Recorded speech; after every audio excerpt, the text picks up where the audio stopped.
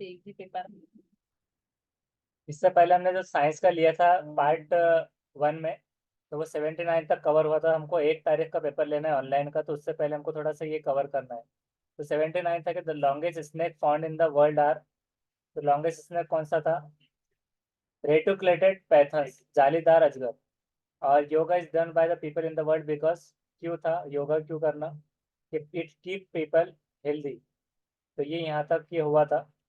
उसके बाद अब यहाँ पर से 81 the vaccine of small pox was discovered by, तो ये कौन सा है? ये भी हो गया था कि एडवर्ड, हाँ। सेकेंड वाला था उसका एडवर्ड जेनर। और which one of the following is use as preservative, preservative के तौर पे कौन सा यूज किया जाएगा? यहाँ से बोलिए।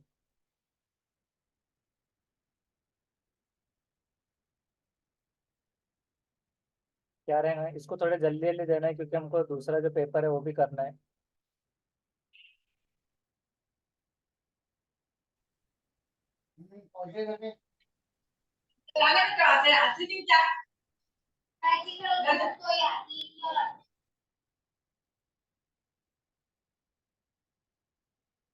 तो कौन सा है उसका? फर्स्ट सोडियम बेंजोनेट, ये जो है तो यूज होता है प्रिजर्वेटिव के तौर पर, परिरक्षक के रूप में किया जाता है सोडियम बेंजोनेट।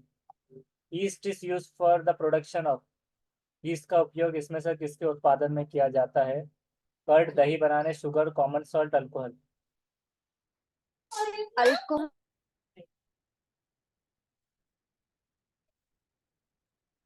तो उसका fourth alcohol right answer. Mitochondria, ATP, ribosome, ये चीजें प्रोटीन। प्रोटीन।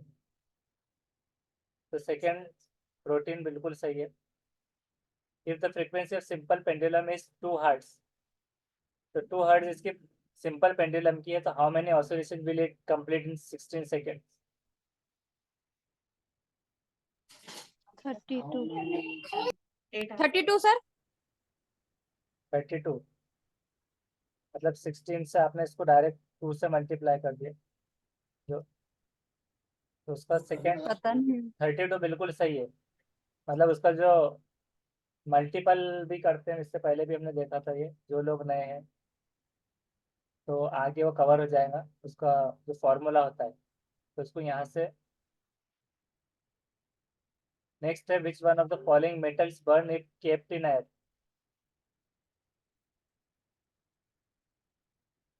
कौन सी धातु वायु में रखने पर जल उठती है? सोडियम। सोडियम शायद सर। उसका फोर्थ सोडियम बिल्कुल सही जवाब है। सोडियम को अगर एयर में रखा जाए तो वो जलती है।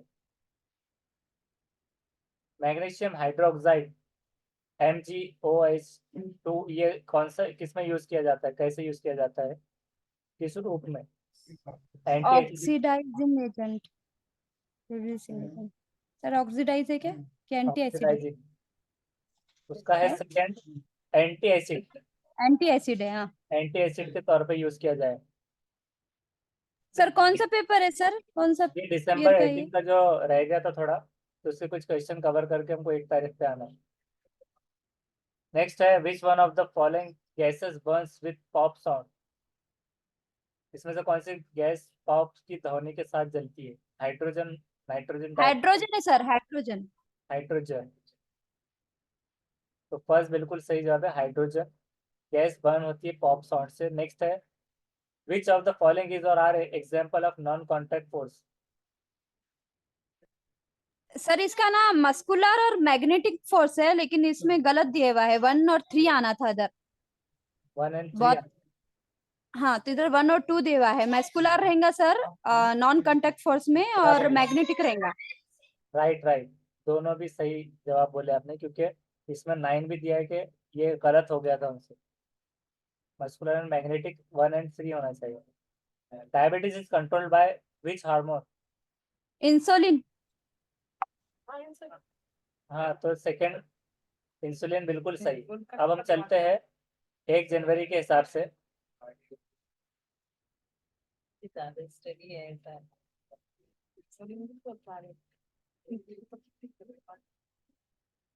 इसको थोड़ा ये लगा। उनका इंतजार कर रहे थे। हेलो सर, 89 का आंसर कौन सा है? क्वेश्चन नंबर 89 का 89 का जो रॉन्ग था सर। वो उसका 1 and 3 था, first and third, first and third one था उसका। पर उन्होंने सर 9 नंबर की दिया। 9 मतलब वो फ्री मार्किंग फॉर ऑल हो जाती है अगर उनसे कुछ गलती होती है तो। जो मतलब 9 आया सर। राइट। और अगर कोई गलत मतलब 9 नहीं आता, आंसर की चेक करते हो तो आप उसको चैलेंज कर सकते हैं। अगर आपको लग रहा है कि गलत है तो 1,000 रुपये पर क्वेश्चन के लेते हो, तो 24 घंटे का टाइम होता है। जब रिजल्ट आएगा तो याद रखना है सब। अब यहाँ पर ये 1 तारीख का पेपर सॉल्व करेंगे नया, जो ऑनलाइन हुआ था। Which of the following are characteristic feature of trees in mountain range? कौन सी विशिष्ट लक्षण पर्वतीय क्षेत्र के वृक्षों की है? Flopping branches, needle like leaves, waxy thick stem, long penetrating roots.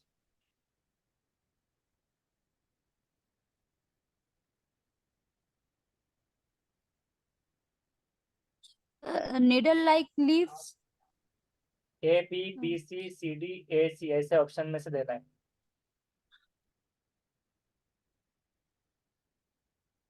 Needle like अगर B, आएगा C तो क्या? B and C.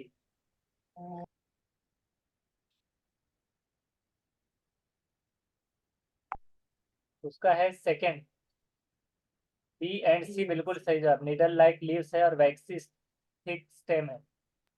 सर थोड़ा समझाइए ये। इसमें से फीचर मतलब खुसूसियत क्या है ट्रीज की माउंटेन रेंज में बोल रहा है, तो उसको हिंदी में क्या आ रहा है कि विशिष्ट लक्षण पर्वतीय क्षेत्र के, जो पहाड़ी पर्वतीय पेड़ रहेगा उसके लक्षण क्या होता है।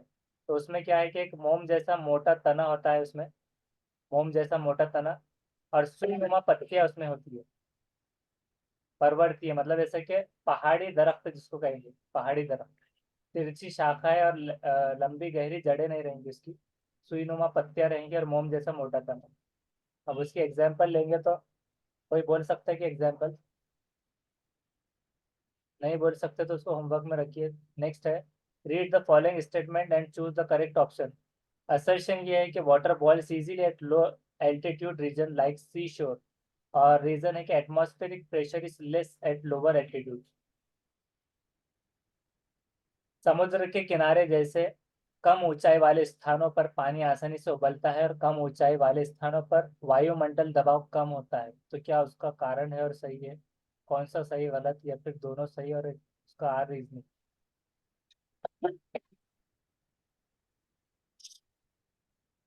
फर्स्ट है शायद है।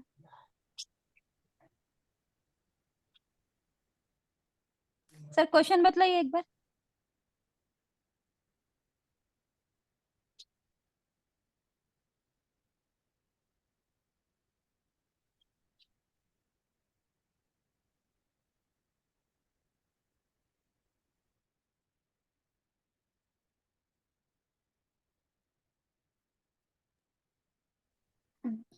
सर ए।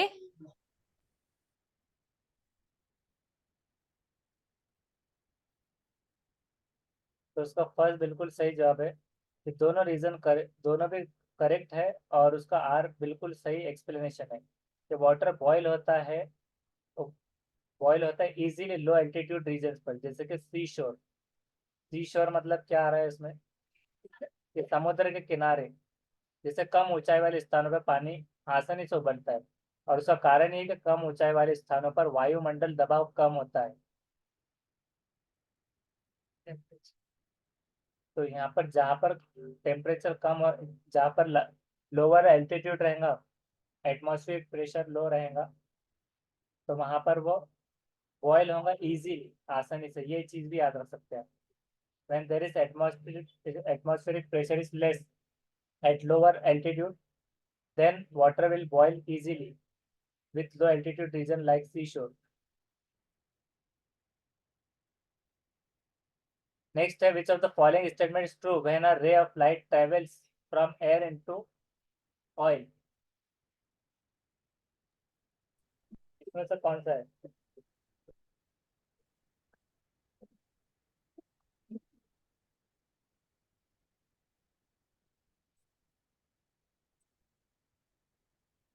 डिक्रीज होंगे ना, डिक्रीज स्पीड लाइट डिक्रीज।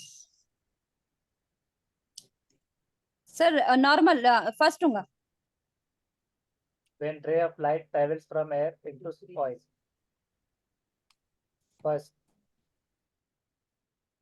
तो 63 का थर्ड वाले का जो है तो ये फोर्थ आ रहा है।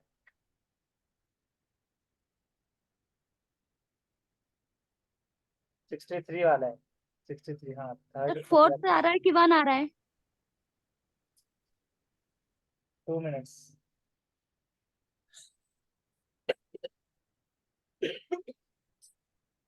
इसमें question number 63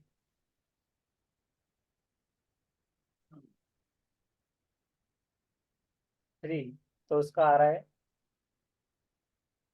speed of light decrease and रे bends toward the normal।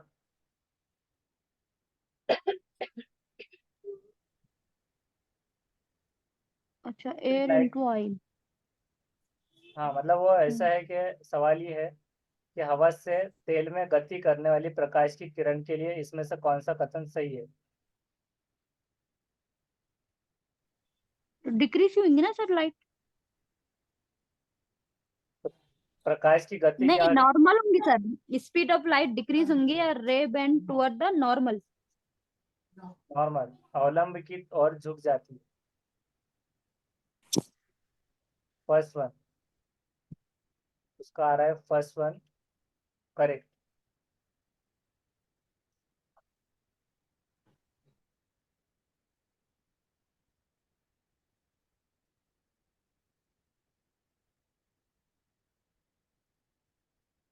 उसके बाद देखते हैं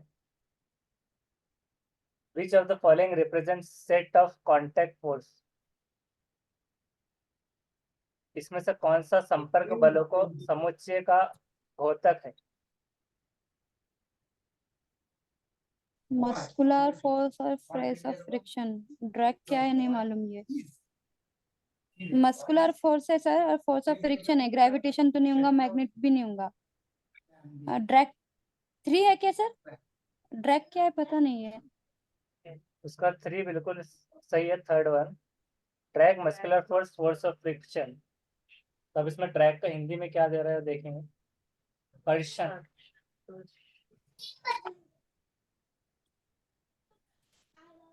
इनाया क्लास स्टडी है।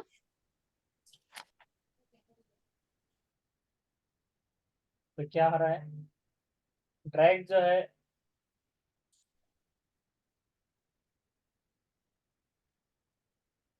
उसको कभी कभार फ्लूइड रेसिस्टेंट भी कहा जाता है। फ्लूइड रेसिस्टेंस ये क्या होता है, फोर्स होता है जो एक्ट होता है opposite to the relative motion of any object moving with respect to surrounding fluids. उसमें जो फ्लूइड रहेगा एग्जिस्ट होगा दो फ्लूइड लेयर के साथ में सरफेस पर या between a fluid and solid surface पर। तो वो क्या रह रहा है कि फ्लूइड रेसिस्टेंस को कहा जा रहा है ड्रैग।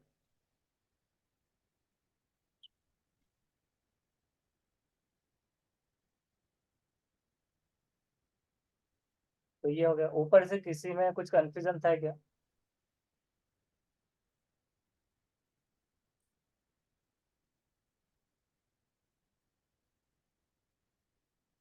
तो ये कहा कौन सा हुआ, फोर्थ। नेक्स्ट है कौन सा संपर्क बलों के समुच्चय का घोतक है इसमें से, ये वाला इसमें से ये हो गया। और अब है कि magnet is broken into 2 pieces. एक मैग्नेट 2 पीसेस में ब्रोक किया गया तो if these 2 pieces are brought closer to each other they will. अगर उन दोनों को नजदीक लिया repel जाएगा each other, क्या repel each other। रिपेल कितना करके सर पूछे थे? अट्रैक्ट भी करेंगे रिपेल भी करेंगे ना। मैग्नेट के 2 पीस करे तो एक दूसरे को दफा भी करेंगे और अट्रैक्ट भी attract होंगे और ना एक दूसरे को। सेकंड वाला रिपेल। उसका थर्ड अट्रैक्ट भी कर सकता है रिपेल भी कर सकता है शॉर्ट सर्किट। दोनों।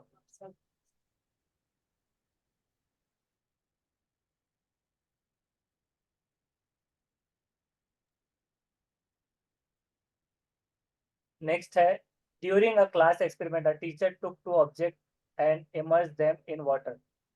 अब ये वाला किसी को आता है क्या? ये मतलब बहुत कंफ्यूजिंग वाला है। नहीं आता सर ये। ड्यूरिंग अ क्लास, उसके अंदर एक्सपेरिमेंट, एक क्लास एक्सपेरिमेंट चल रहा है, टीचर क्या कर रहा है, दो ऑब्जेक्ट को ले रहा है, वो immerse them in water. Immerse मतलब क्या आ रहा है, पानी में डुबो दिया उसने, उसके कमानीदार तुला का प्रयोग करके पाठ्यांकों को निम्न प्रकार से रिकॉर्ड किया। तब जो जो ऑब्जेक्ट थे, ऑब्जेक्ट ए और बी थे, उसके पास दो, और वेट ऑफ स्टोन जो था एयर का, न्यूटन के हिसाब से ये है, और ये न्यूटन के हिसाब से wait of stone in water, सब में न्यूटन है, लेकिन लिक्विड का क्या रहेगा, buoyant force acting on body।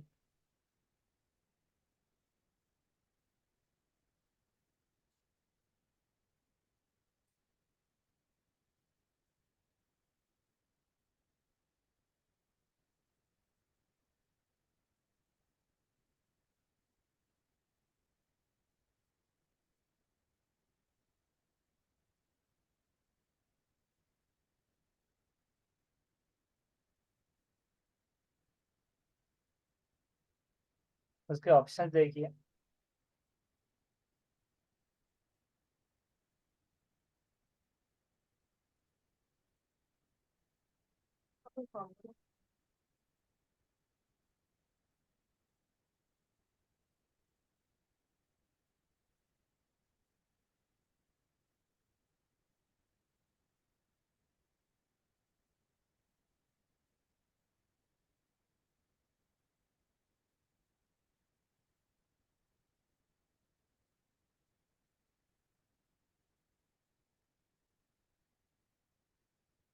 Hindi में जो देखना चाह रहे तो ये इसमें देखिए एक बार।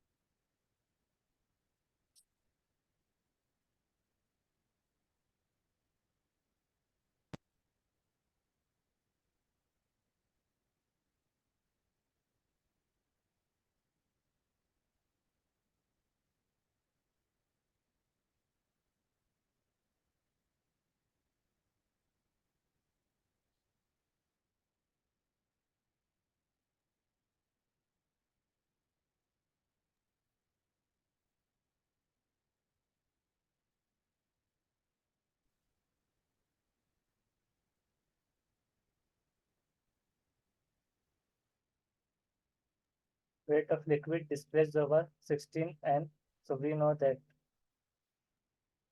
buoyant force acting on object, ये ऐसा है, और ऑब्जेक्ट भी।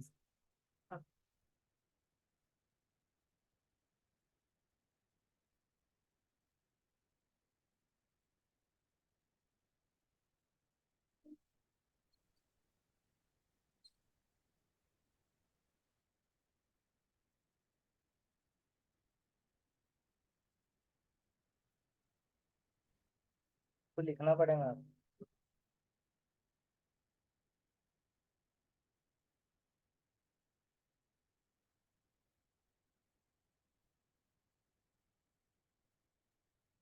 सर नेक्स्ट देख लेते हैं ना।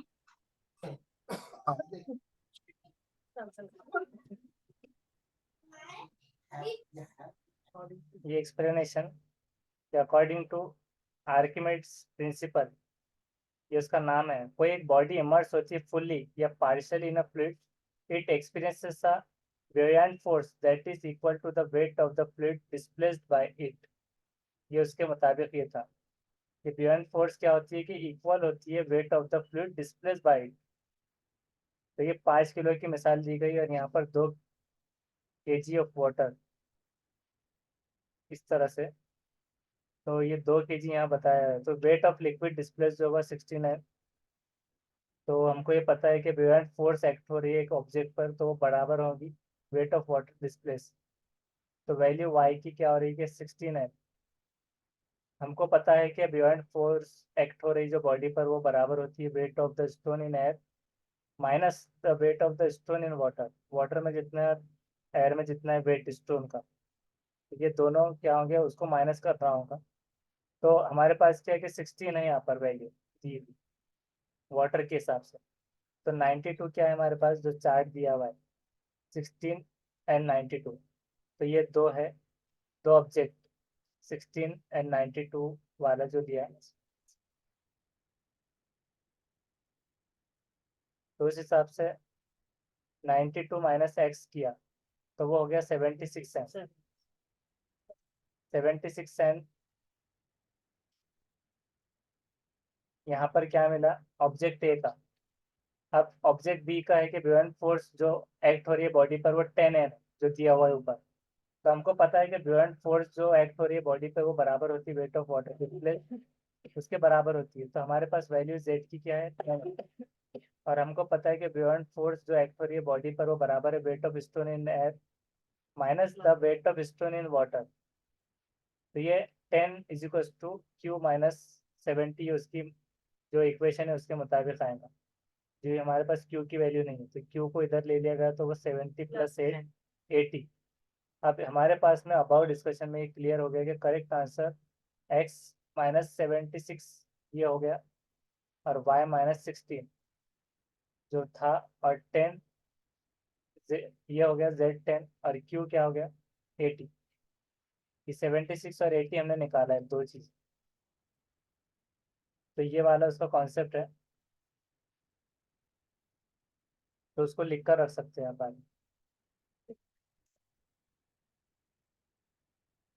हाँ इसमें से कौन सा हो गया तो सर वो बताइए ऑप्शंस।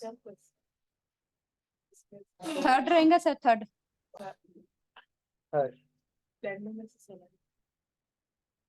तो थर्ड बिल्कुल सही आ रहा है। उसके बाद है कंसिडर करना है कि स्टेटमेंट चूज करना है correct one. Rising sun is not considered as an appropriate guide to locate direction in all season.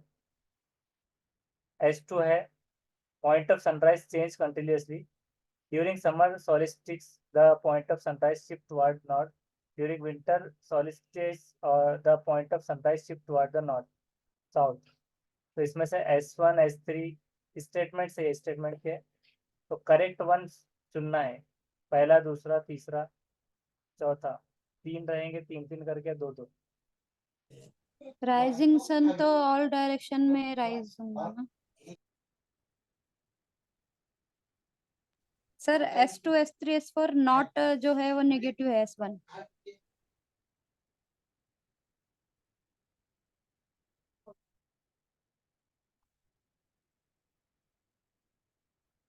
तो उसका आ रहा है सेकेंड, जिसमें क्या है कि S1 एंड S2 क्यों आ रहा है।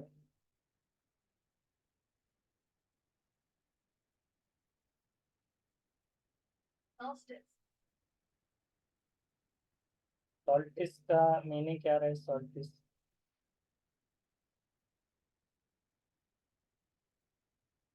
either of the two time of the year when sun is at its greatest distance from the celestial equator।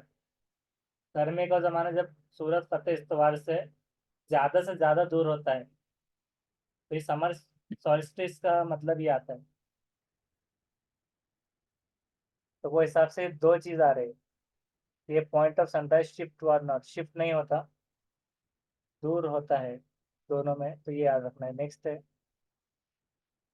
there are three test tubes A, B and C having colorless liquid of equal volume and strength। A drop of phenolphthalein इसमें add किया गया each of them। It is observed that test tube A and B remain colorless while C becomes pink। When the pink solution of C is added to A and B, it is observed that A remains colorless but B attains pink color। इसमें से कौन सा correct inference है,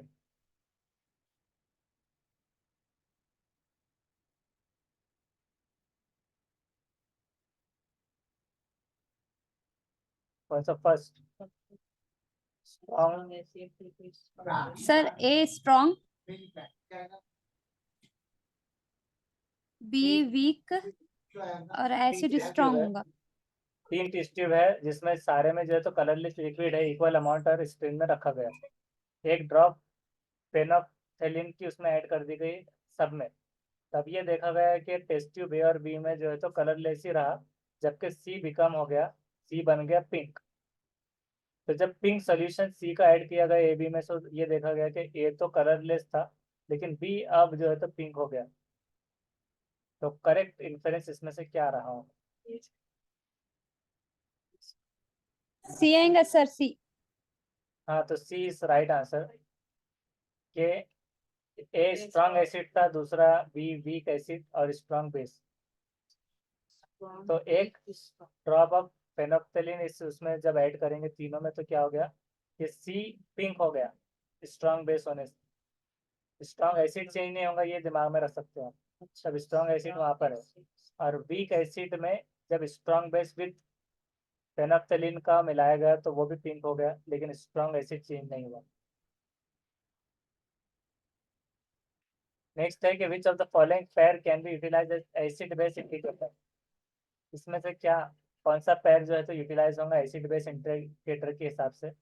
sir first red cabbage और leaves turmeric. तो उसका first बिल्कुल सही जवाब है, red cabbage leaves and turmeric. उसके बाद है यहाँ पर 70, Rita wanted to store the pickles in container. सबसे बेस्ट क्या रहेगा purpose? Container, Glass, sir. Second. Glass. तो second glass is correct answer. ये हो गया 70। उसके बाद है 71, a material M heated in spoon, immediately उसको गैस जार के पास में रखे और कवर कर लिए गए, स्मॉल अमाउंट ऑफ वाटर उसमें ऐड किया गया जार में, तो सोल्यूशन क्या हुआ? Tested with blue litmus paper, तो पेपर टर्न हो गया रेड में। तो मटेरियल एम क्या हो सकता है? फास्फोरस। Phosphorus, I think. होगा सर सल्फर।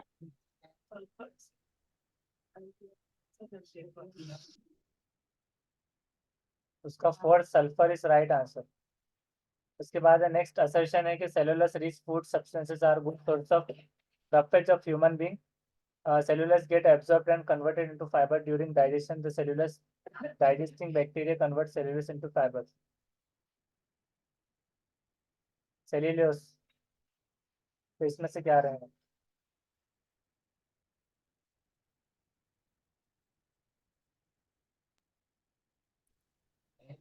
सर ए रहेगा। ए। दोनों भी सही है ना? हाँ, और R1 इज करेक्ट। हाँ तो हाँ फर्स्ट सर। सही जवाब है, R1 इज करेक्ट एक्सप्लेनेशन, ये भी है।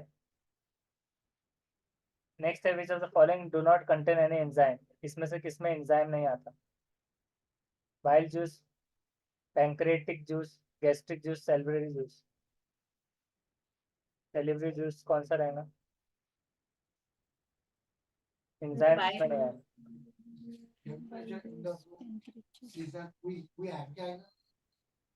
So bile first, salivary. bile juice is right.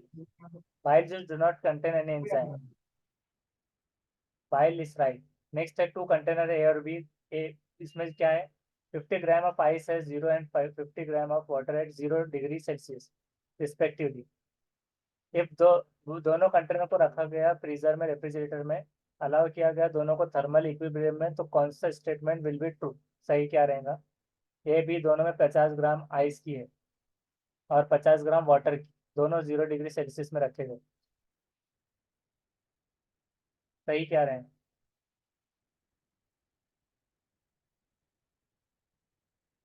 पहले कंटेनर में आइस है, दूसरे में वाटर। First one, sir.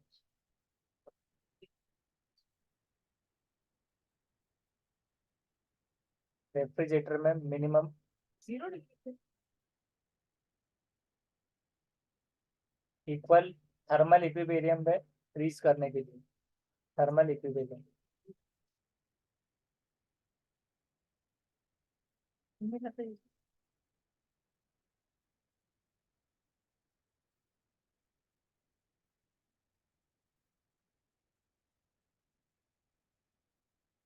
उसका है सेकंड, जो कि B will lose more heat than A.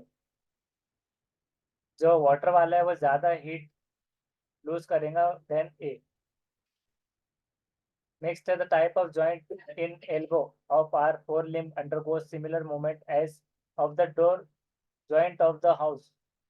Which joint is this?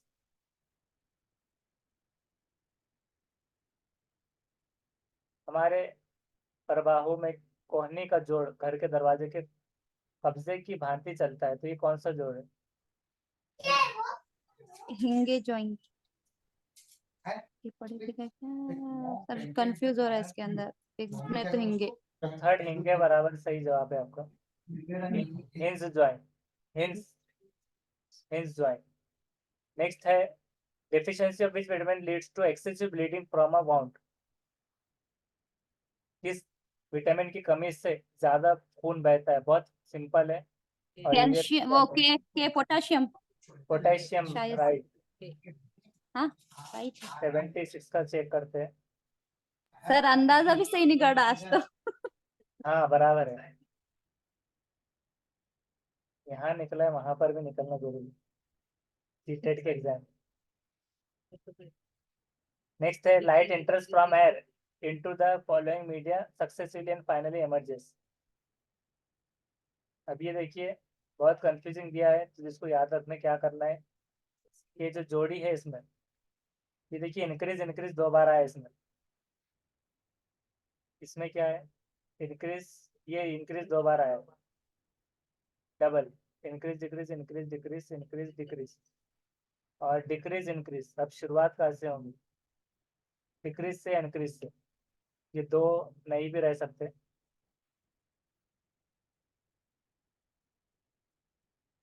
Light inter हो रही है हवा से, falling media successfully final emerges में। वेलोसिटी ऑफ लाइट के बारे में उसका है फर्स्ट डिक्रीज से शुरू होंगी, डिक्रीज इंक्रीज डिक्रीज इंक्रीज, ऐसा रेशो चलेगा। इसके पीछे भी वो उसका पूरा पढ़ना पड़ेगा, जैसा पहले सवाल आया था ना उस तरह से। What is the correct answer to explain the mechanism of inhalation during breathing in human being? सांस लेने में इसमें से कौन सा सही है, जल्दी जवाब देना है इसको। एयर मूव्स आउट होती है तो रिप्स मूव आउट होते हैं। Down sir, fourth. फोर्थ,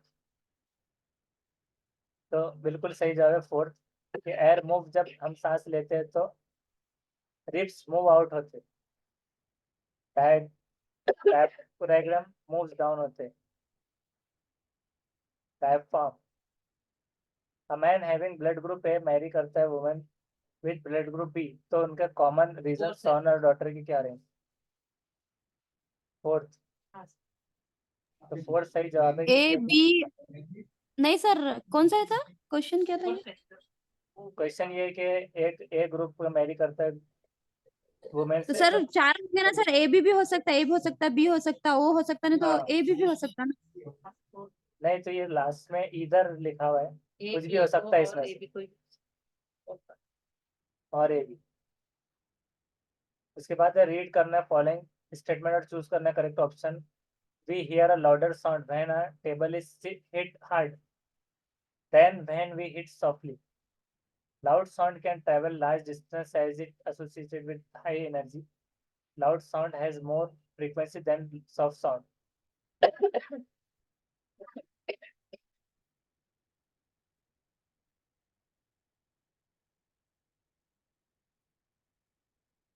जो अंडरस्टैंडिंग वाले क्वेश्चन सर नहीं आर करेक्ट है सर, R1।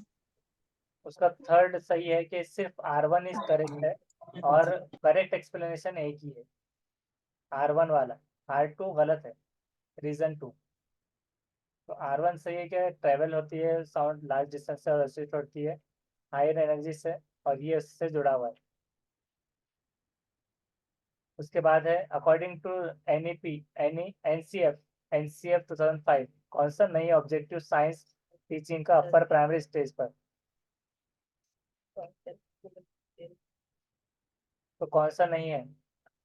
नहीं है। हाँ, एनसीएफ के हिसाब से तो फर्स्ट नहीं है। Using systematic experimentation as a tool to discover और वेरीफाई थ्योरेटिकल प्रिंसिपल।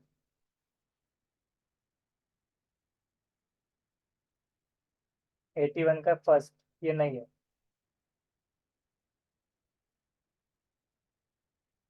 क्या था सिर्फ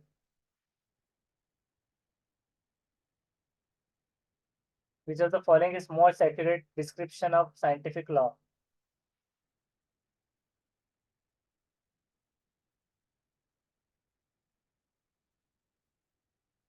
तो क्या रहेगा, 1 मिनट बचा है उसका। फर्स्ट फर्स्ट रहेगा। फर्स्ट सही है। Scientific laws are description of the relationship between observable phenomena. उसके बाद है a teacher poses the following question to her class 7th students, which is heavier, 1 kg of cotton or 1 kg of iron?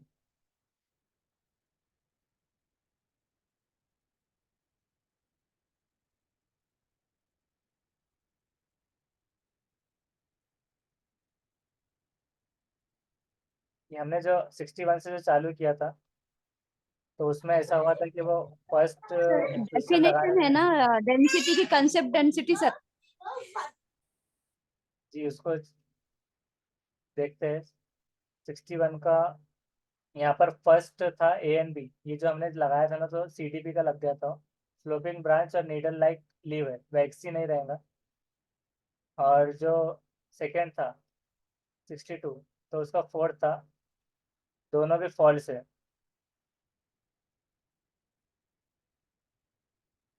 और यहाँ से सही हुए थे वो जवाब 63 से।